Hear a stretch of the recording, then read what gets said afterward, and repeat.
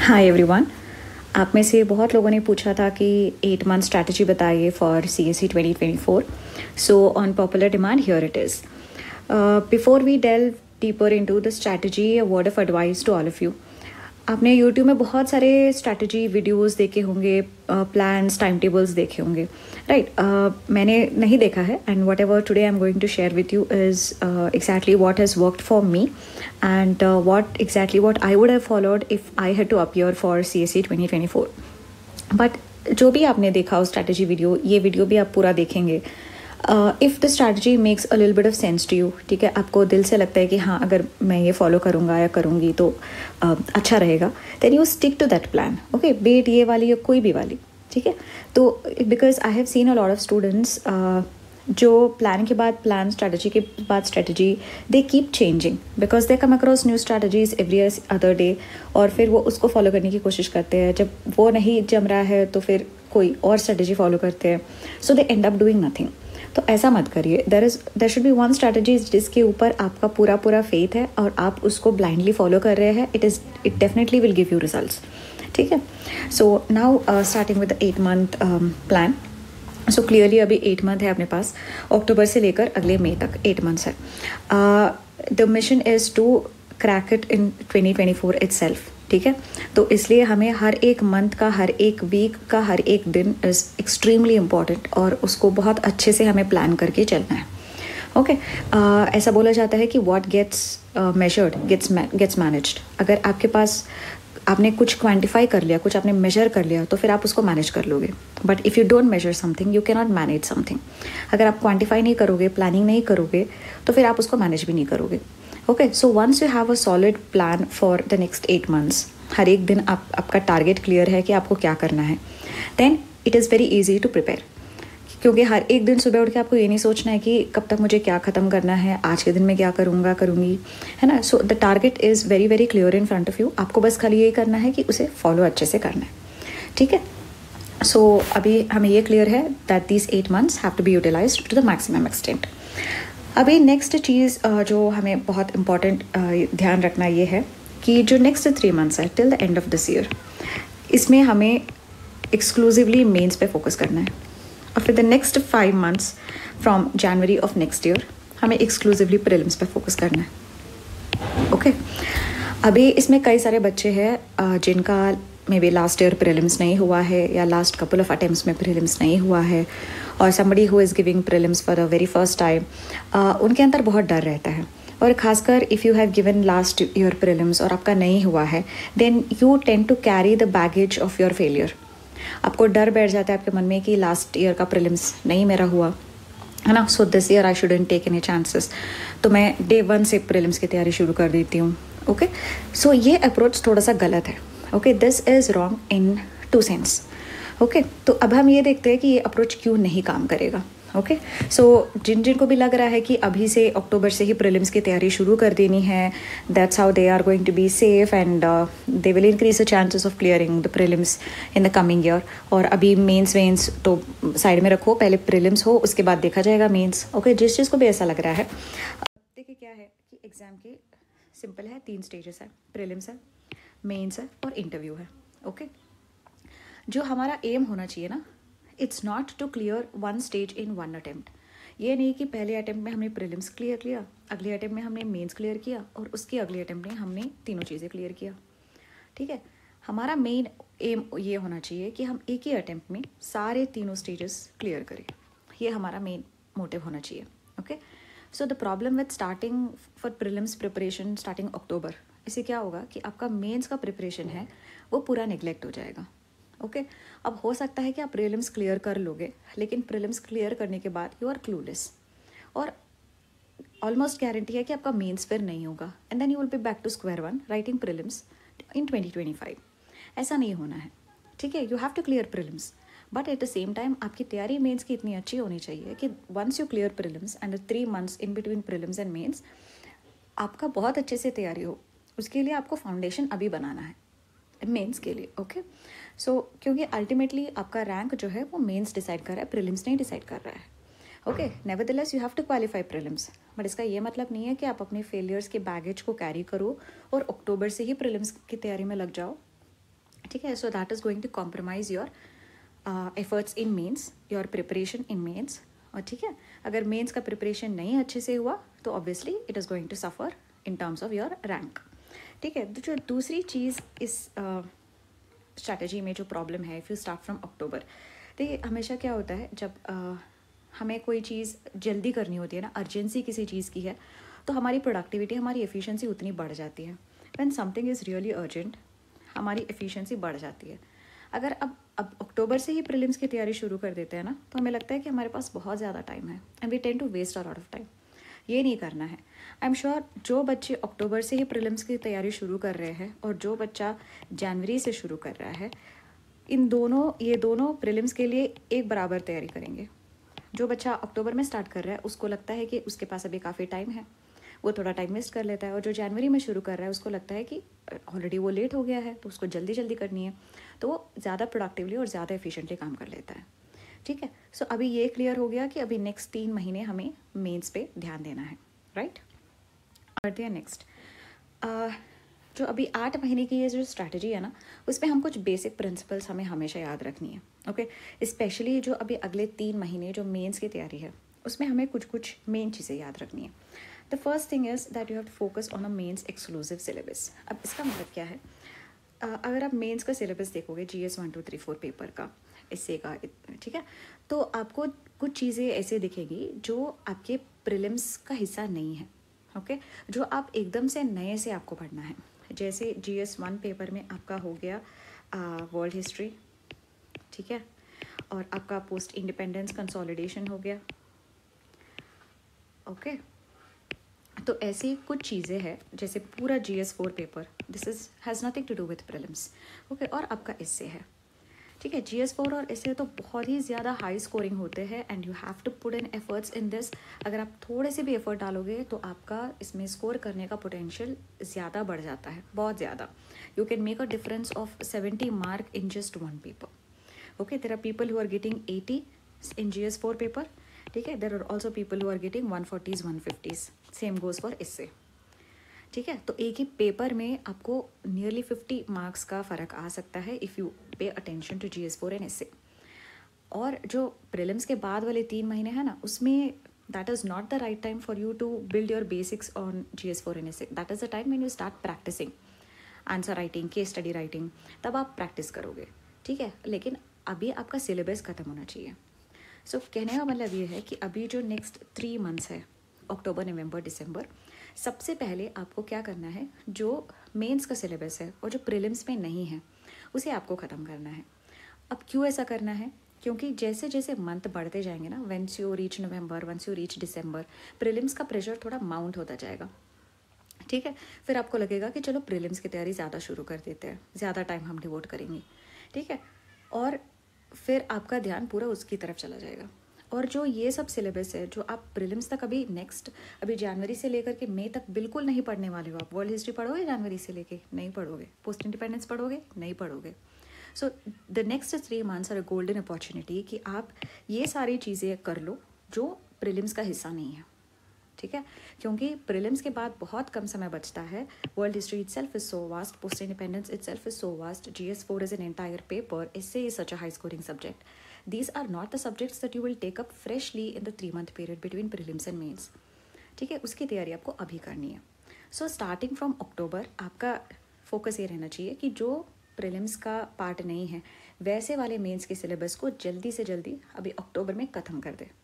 फिर नवंबर में हम GS 1 GS 2 करेंगे, दिसंबर में GS 3 करेंगे, ओके। तो फिर आपका सब खत्म हो जाएगा। अभी अक्टूबर में आपको क्या करना है, आपको अक्टूबर में करना है GS 4 पूरा एथिक्स का पेपर करना है, आपको पूरा एस्से का पेपर करना है। और फिर ये जो पार्ट है GS 1 पेपर के जो आपके प्रीलिम्स का पार्ट नहीं है, जैसे वर्ल्ड हिस्ट्री और पोस्ट इंडिपेंडेंस, वो सब आपको अक्टूबर के महीने में कर लेना है, ठीक है। तो that is what I mean by saying focus on a mains exclusive syllabus अभी के लिए, ठीक है। जैसे जैसे महीना बढ़ता जाएगा आपका टेंशन माउंट होता जाएगा प्रीलिम्स के लिए और फिर आप ये सब चीज़ें नहीं कर पाओगे, ओके। फिर अगर आप कोशिश करोगे कि प्रीलिम्स के बाद कर लेंगे तो फिर तो भूल जाइए, ये सब बहुत ही कंटेंट हेवी वाली चीज़ें हैं, आप तब नहीं कर पाइएगा, ठीक। The next basic principle is do not lose touch with the practice, ठीक है। तो ये बहुत इंपॉर्टेंट है through out the year. Okay ऐसा नहीं है कि ये 8 ही महीने हैं। अगर कोई जून से भी शुरू कर रहा है, अप्रैल से शुरू कर रहा है, मार्च से शुरू कर रहा है, प्रैक्टिस एक ऐसी चीज़ है जो आपको लगातार करनी है। Okay that should never stop. Okay अभी because we are already in October and अभी 3 महीने और है अगले साल के लिए, एंड प्रीलिम्स आपको ऑलरेडी लग रहा है कि प्रीलिम्स आ रहा है, तो आप daily may be 10 to 20 MCQ से आप शुरू कर सकते हैं। ओके तो MCQs कहाँ से मिलेंगे? बेस्ट है कि आप PYQs ले लो। ओके तो PYQ MCQ से स्टार्ट करो और रोज़ प्रैक्टिस करो, और रोज़ कम से कम एक से 2 मेंस का क्वेश्चन ज़रूर लिखो। ओके 1 घंटा तो आप प्रैक्टिस करने के लिए अलॉट कर दो। Okay whatever time you are dividing, अगर आप दिन में 12 to 13 आवर्स तो आपको पढ़ना ही पड़ता है। अभी we are already in October, so we can not afford to study like 7 or 8 hours a day, so 12 to 13 hours a day is a must. तो इसमें आप 1 घंटा ज़रूर अपनी प्रैक्टिस के लिए एलोकेट कर दो, जिसमें maybe half an hour you are spending on prelims practice and half an hour you are spending on mains practice. Okay so practice कभी नेग्लेक्ट नहीं करना चाहिए। इससे प्रीलिम्स जब आप प्रैक्टिस करोगे तो आपको पता चलेगा कि आपकी टाइम मैनेजमेंट कैसा आ रहा है। ओके दूसरा आपको पता चलेगा कि आपकी नेगेटिव्स आ रही है, कि आप ज़्यादा गलती कर रहे हैं नेगेटिव में तो आपका नंबर नहीं चला जा रहा है। ओके और तीसरा आपके सारे जो PYQs है वो धीरे धीरे आपका टैकल होता चला जाएगा। Okay so you should never lose touch with practice. हर दिन 1 घंटा प्रैक्टिस के लिए डेडिकेट कर दीजिए। सी अल्टीमेटली जितना भी चाहे आप पढ़ लीजिए। ओके व्हाट मैटर्स इज आप वो 2 घंटे में in the case of prelims और 3 घंटे में in the case of mains आप वहाँ पे कितना अपना शो कर पा रहे हो टैलेंट, आप कितना अपना मेहनत वहाँ पे पेपर पे उतार पा रहे हो, वही मैटर करता है। And for that practice is the key. अभी आप चाहे जितना पढ़ लीजिए, अगर आप प्रैक्टिस नहीं करेंगे तो फिर कोई फ़ायदा नहीं है। Okay so practice has to be a part of your daily routine. Third thing is complete your optional ones. मतलब ये एकदम मैंडेटरी चीज़ है। Okay this is mandatory because starting from June till September जब आपका मेंस वाला जो season रहेगा उसमें आपको राइटिंग प्रैक्टिस करना रहेगा for mains. Okay that is not the time जब आप सिलेबस लेके बैठोगे और फिर आप सिलेबस को कंप्लीट करने की कोशिश करोगे। Know that is not at all the time. तब आप खाली रिविजन करोगे इन द जून टू सितंबर, तब आप रिविजन करोगे और राइटिंग प्रैक्टिस करोगे और बार बार रिविजन करोगे और फिर राइटिंग प्रैक्टिस करोगे। ओके सो अभी अक्टूबर टू दिसंबर आपको अपना ऑप्शनल कंप्लीट करना ही करना है। Okay this is non negotiable. I tell you this is completely non negotiable कि आपको अपना ऑप्शनल ख़त्म करना है। ओके तो आप पढ़ लीजिए अच्छे से। ओके एक तो स्टडी कर लीजिए, ठीक है। अगर आपका पहले से तैयारी चल रही है, बिकॉज 3 महीने में ऑप्शनल पढ़ के नोट्स भी बना के सब करना पॉसिबल नहीं है। मे बी आप एक राउंड पढ़ सकते हैं, बट अगर आप जून से ही तैयारी शुरू किए हैं, उससे पहले से तैयारी शुरू किए हैं, या फिर आप दूसरे तीसरे चौथे अटैम्प्ट वाले हैं, देन डेफिनेटली आपका ऑलरेडी एक बेसिक नोट्स आपका ऑप्शनल का तैयार होगा। तो फिर आप उसे स्टडी करिए, supplement that with current affairs example से आप सप्लीमेंट करिए। जो भी आपको वैल्यू एडिशन करना है वो सब करिए इसमें। Okay all sort of value addition you do. अगर कोई फर्स्ट टाइम के लिए ऑप्शनल पढ़ रहा है तो कोई बात नहीं, if you are starting late as late as October then also not a problem, लेकिन आप एक राउंड तो ऑप्शनल अपना कंप्लीट करिए। Okay try as much as possible कि अगर आप ऑप्शनल कंप्लीट कर रहे हैं तो आप उसको नोट्स के साथ कंप्लीट करें, ठीक है। अगर वैल्यू एडिशन नहीं हुआ तो ठीक है, कोई बात नहीं, वो हम प्रीलिम्स के बाद भी कर लेंगे। लेकिन एक बेसिक रीडिंग मतलब कॉन्सेप्चुअल क्लैरिटी आपको पूरी ऑप्शनल सिलेबस पे होनी चाहिए। और कोशिश ये करिए कि जहाँ पे भी आपको नोट्स बनाना है, अगर आप नोट्स वाले टाइप के पर्सन हैं तो आपका नोट्स भी बन जाए।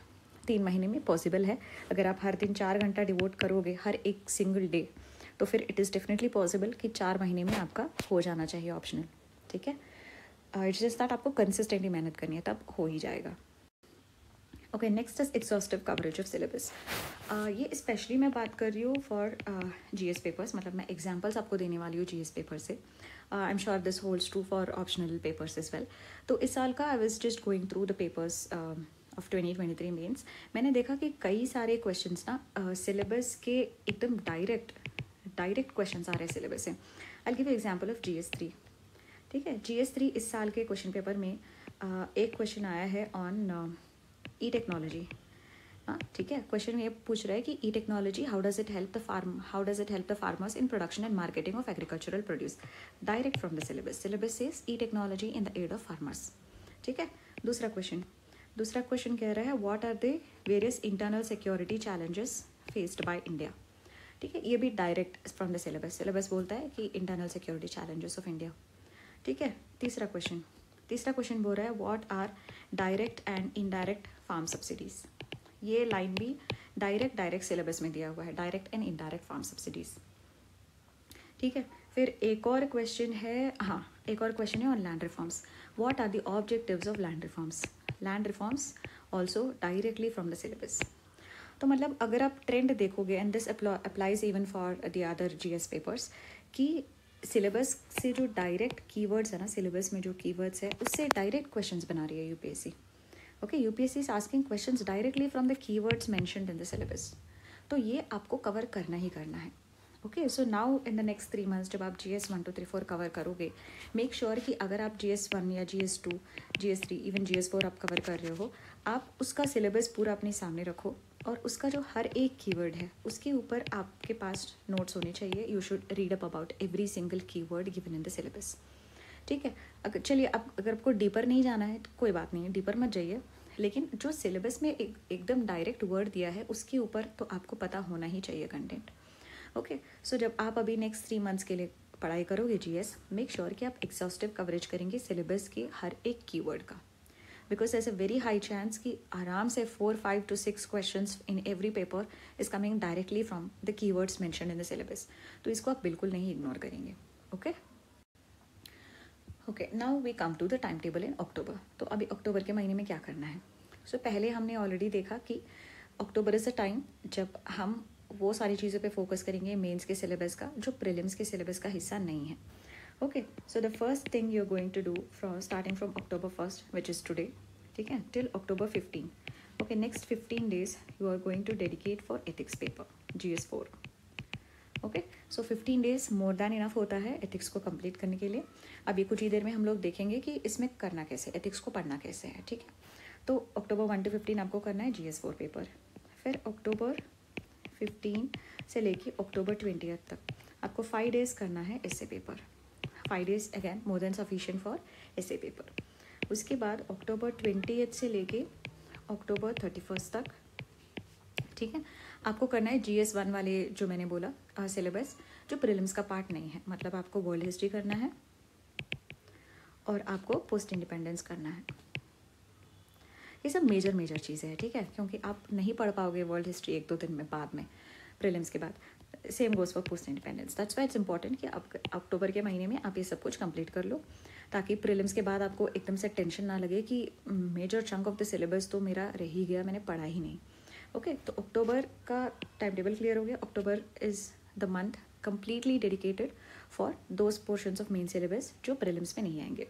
Why we are doing this in October? As I said कि जैसे जैसे महीना आगे बढ़ता चला जाएगा आपका प्रीलिम्स का प्रेशर माउंट हो जाएगा, तो इसलिए अक्टूबर में ही हम वो सारी चीज़ें ख़त्म कर लेते हैं जो प्रीलिम्स में नहीं आएगा। अब नवंबर में अगर हम GS 2 करेंगे और दिसंबर में GS 3 करेंगे, हमारे पास फिर भी कॉन्फिडेंस है कि we are somewhere studying something which is overlapping with prelims. Okay, अब GS 2 में कितना सारा कॉन्स्टिट्यूशन का सारा ही हिस्सा जो है प्रीलिम्स में आएगा। So if you studied for mains somewhere you are confident कि मेरा प्रीलिम्स का भी हो रही है साथ ही में क्योंकि दे आर ओवरलैपिंग, राइट। तो इसलिए so these are the non overlapping things, so let us first complete them. ठीक है, ये हो गया आपका अक्टूबर का टाइम टेबल। तो ऐसे ही अभी after a couple of days हम नवंबर के बारे में डिस्कस करेंगे, because see let's take bit by bit, थोड़ा इंक्रीमेंटली हम फोकस करेंगे। एक ही बार मैं आपको अक्टूबर से मई तक का बता दूंगी ना, you will be overwhelmed. Okay, let us take it bits, थोड़े थोड़े बिट्स में लेते हैं और फिर उसको कंप्लीट करने पे, एग्जीक्यूट करने पे हमारा फोकस रहेगा। ओके, नेक्स्ट नवंबर और दिसंबर में क्या करना है। नवंबर में क्लियर है कि आपको GS 2 करना है और दिसंबर में आपको करना है GS 3। GS 4 आपका हो चुका है एंड इन कंप्लीट अक्टूबर, नवंबर और दिसंबर आपको हर रोज़ तो ऑप्शनल करना ही करना है।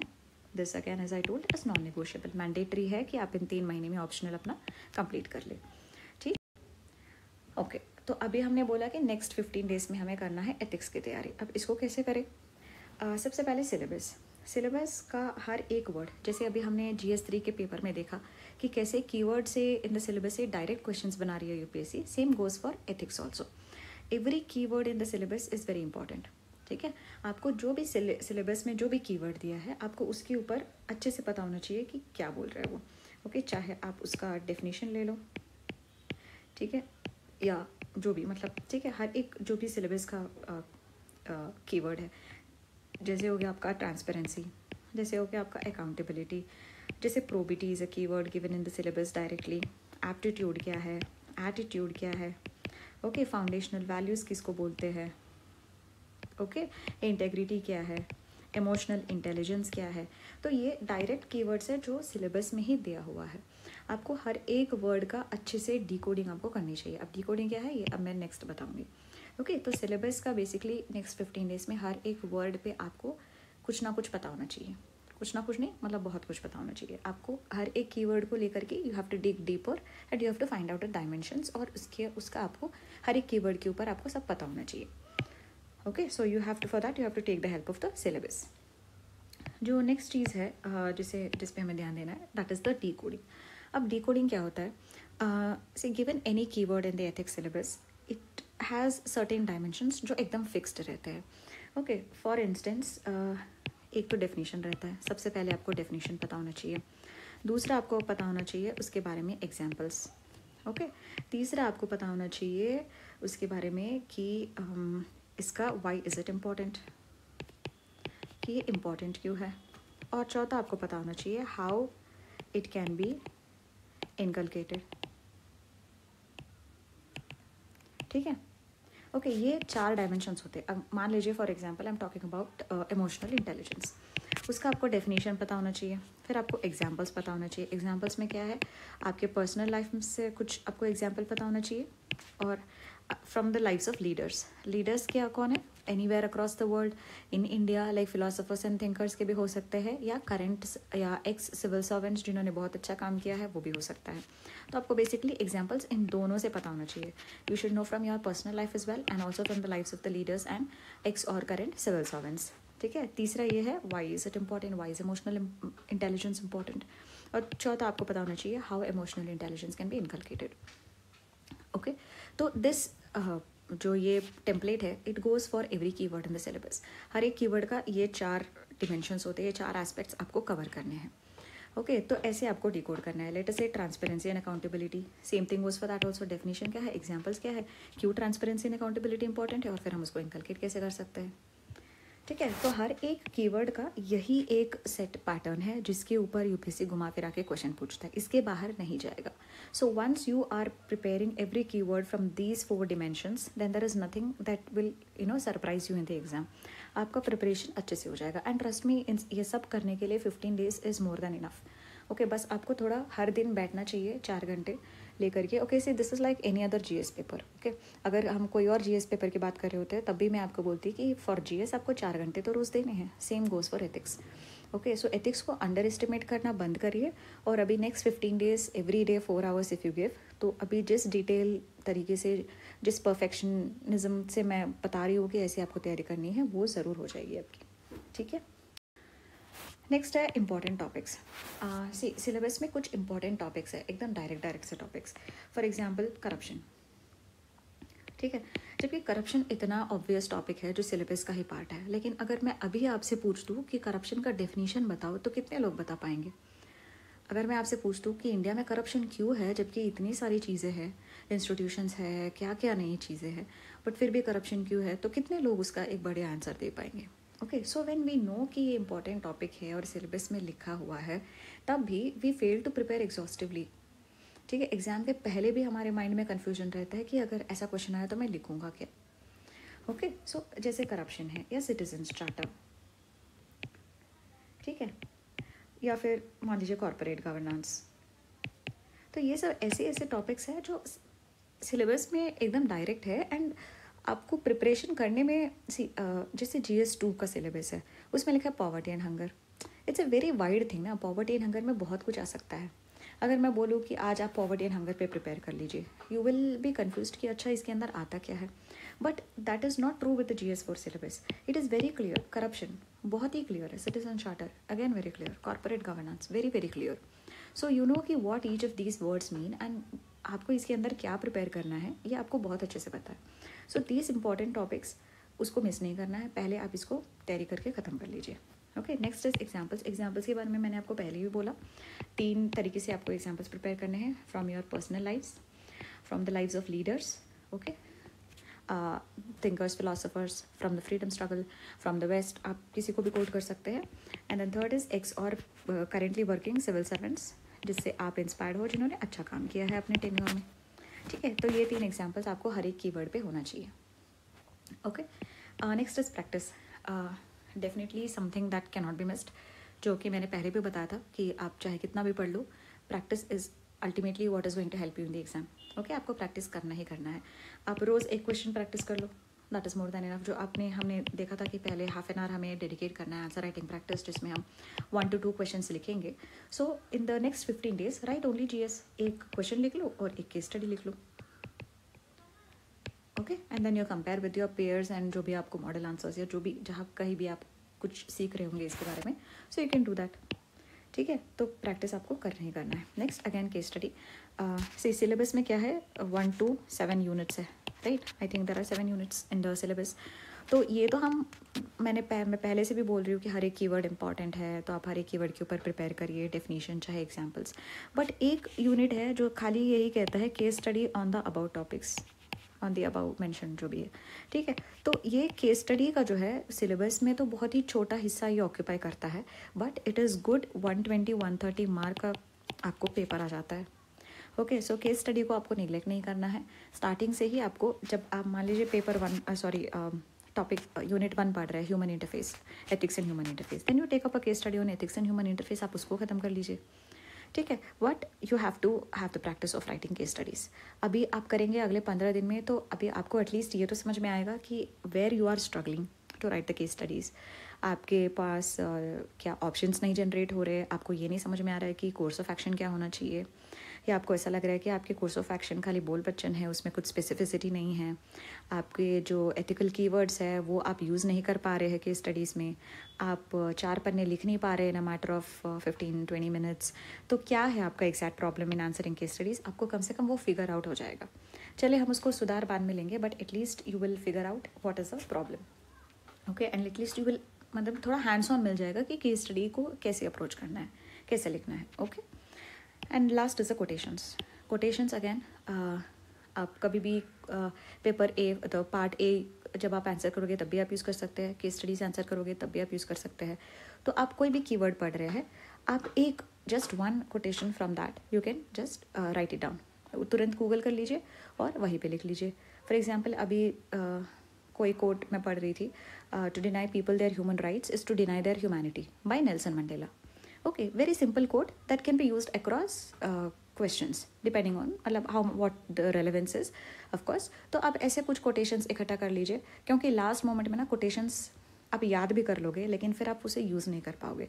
अभी ही थोड़ा कॉन्टेक्स्ट बेस्ड, मतलब आप जो टॉपिक पढ़ रहे हो उस टॉपिक का आप कोटेशंस बनाते जाओगे ना, लिखते जाओगे, थोड़ा याद करते जाओगे, फिर आप उसको यूज़ भी कर लोगे आंसर्स में। नहीं तो खाली आप रट के जाओगे लेकिन यूज़ कुछ नहीं होगा पेपर पे।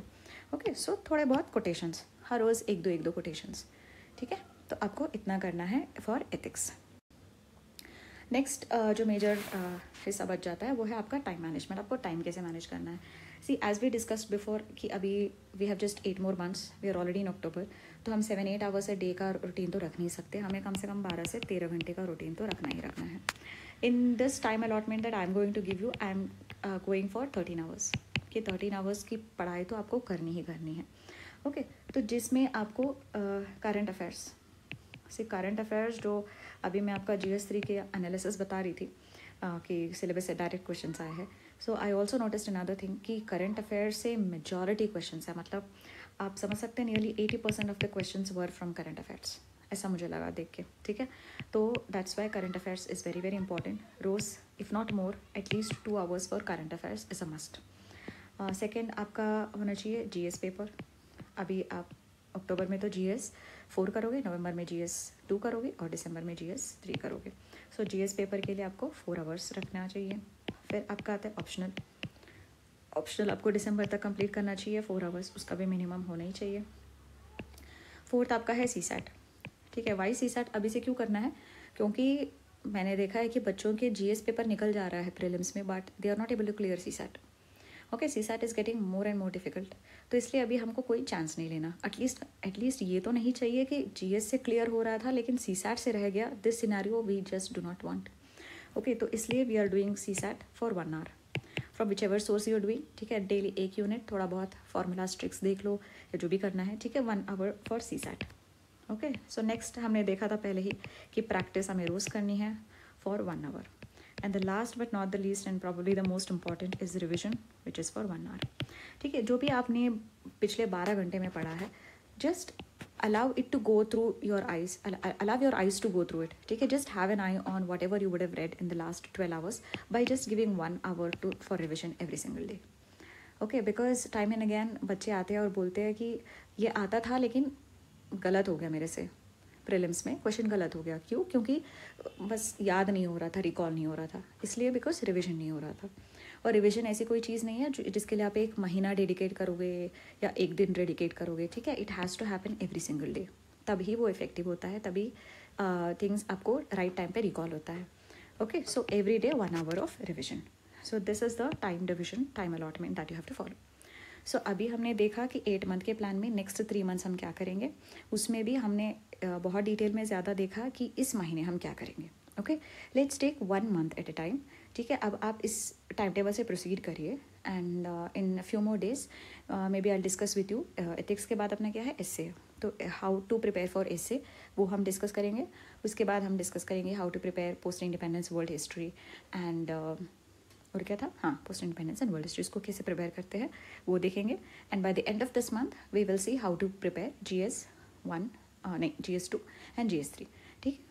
तो we will take 1 month at a time और थोड़ा डिटेल में हम स्ट्रैटेजीज करेंगे। ऐसा नहीं कि एक ही बार में 8 महीने का कुछ तो दे दिया, फिर उसके बाद भूल गए और फिर ना फॉलो हो रहा है ना इम्प्लीमेंट हो रहा है, कुछ नहीं हो रहा है। Okay, so we will go every month wise, आराम से चलेंगे और अच्छे से कवरेज करेंगे, ठीक है। So I hope it helps. Thank you.